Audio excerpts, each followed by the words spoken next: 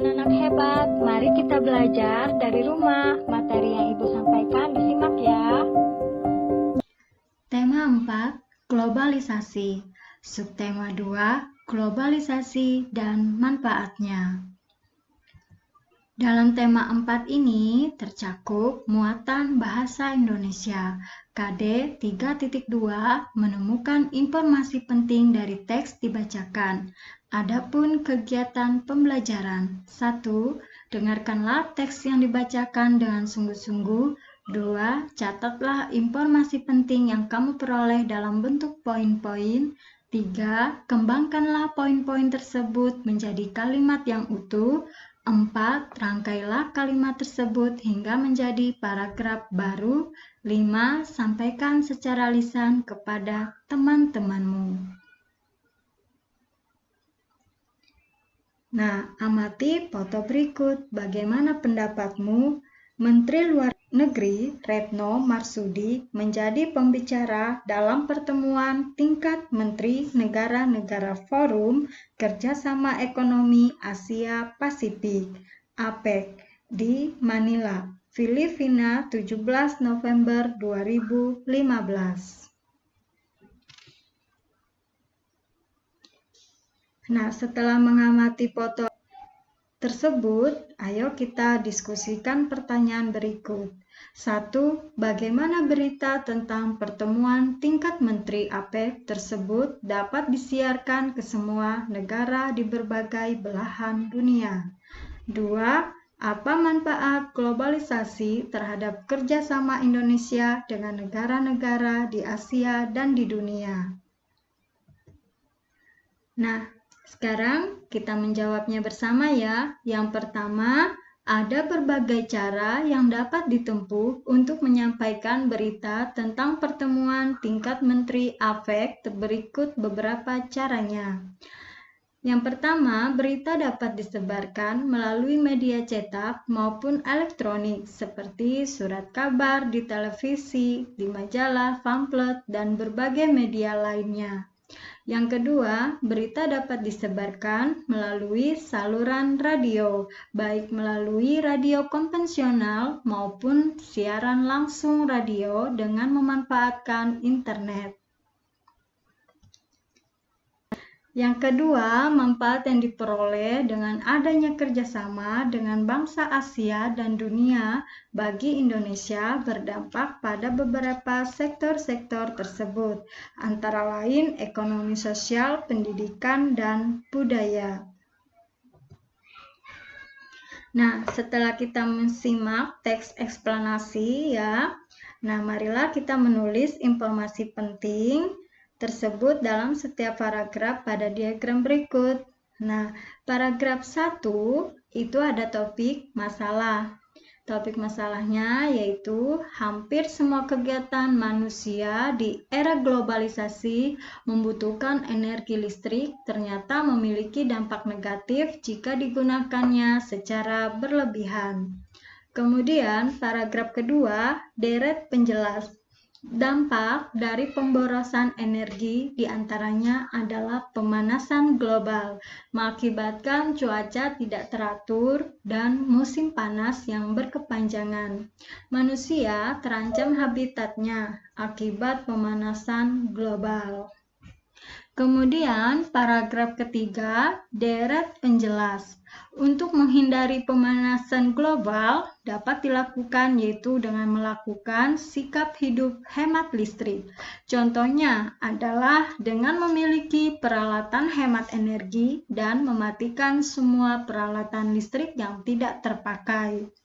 Kemudian paragraf keempat ada simpulan dan pesan atau pendapat pribadi penulis. Dengan hemat energi listrik, kita telah menyelamatkan bumi kita secara nyata. Nah, kemudian di dalam tema 4 ini juga, subtema 2 pembelajaran 1 ada muatan IVS, KD 3.3. Memahami kerjasama anggota ASEAN dalam bidang politik dan bidang sosial budaya di masa globalisasi. Adapun bentuk kerjasama 1. Indonesia sebagai pelopor dan pendiri Organisasi Kerjasama Ekonomi Antar Negara. Yang kedua, Indonesia sebagai anggota aktif berbagai organisasi kerjasama antar negara. Yang ketiga, Indonesia sebagai pelaku dalam kerjasama ekonomi antar negara. Nah, kerjasama Indonesia dengan negara-negara di Asia Tenggara di bidang sosial budaya di masa globalisasi. Ada bentuk kerjasama, kemudian ada peran Indonesia dalam hubungan kerjasama dengan negara di Asia Tenggara. Nah, yang pertama, mempererat hubungan politik melalui pertukaran duta dan konsul. Yang kedua, menciptakan stabilitas politik. Yang ketiga, mengadakan perjanjian ekstradisi. Nah, peran Indonesia dalam hubungan kerjasama dengan negara di Asia Tenggara, yang pertama, mengirimkan duta dan konsul ke negara anggota ASEAN. Yang kedua, menerima dan memfasilitasi duta dan konsul dari negara anggota. Yang ketiga, ikut serta dalam mengendalikan dan menyelesaikan konflik yang terjadi di negara anggota dengan penyelesaian konflik, stabilitas politik suatu negara sampai terwujud. Yang keempat, mengembalikan penjahat dari negara anggota yang melarikan diri ke Indonesia sebagai wujud pengakuan perjanjian ekstradisi. Nah, kemudian di dalam tema 4 ini juga pada subtema 2 pembelajaran 1 tercakup juga muatan IPA KD 3.6 cara-cara menghemat listrik.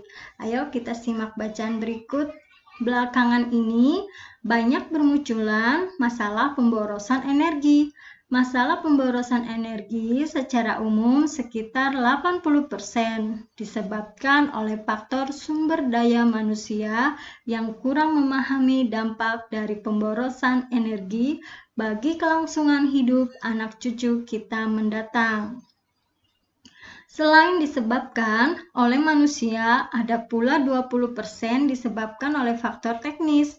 Indonesia merupakan negara yang boros dalam penggunaan energi. Bahkan Indonesia termasuk salah satu negara di Asia Tenggara yang tertinggi dalam hal pemborosan energi. Hal ini tercermin dalam indeks elastisitas energi. Skor Indonesia lebih tinggi dibandingkan dengan negara-negara di Asia Tenggara. Bahkan dengan negara maju, hal ini menunjukkan perlunya masyarakat Indonesia mengonsumsi energi secara lebih efisien dan mengurangi pemborosan. Dampak dari pemborosan energi sebenarnya sudah kita rasakan.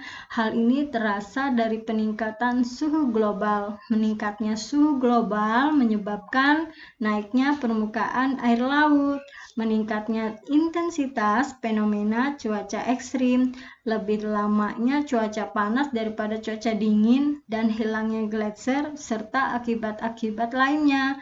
Jika fenomena ini terus terjadi tanpa antisipasi dan penanggulangan, mungkin kelangsungan hidup manusia akan terancam.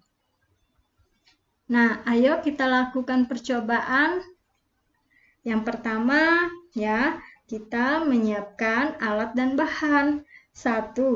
Buah lampu bolam 5 watt, 1 buah lampu LED 5 watt, 1 buah lampu neon 5 watt, 1 buah dudukan lampu, beberapa buah baterai, 1,5 volt, 0,5 meter kabel, gunting, isolasi, 1 buah kotak atau kardus bekas mie instan.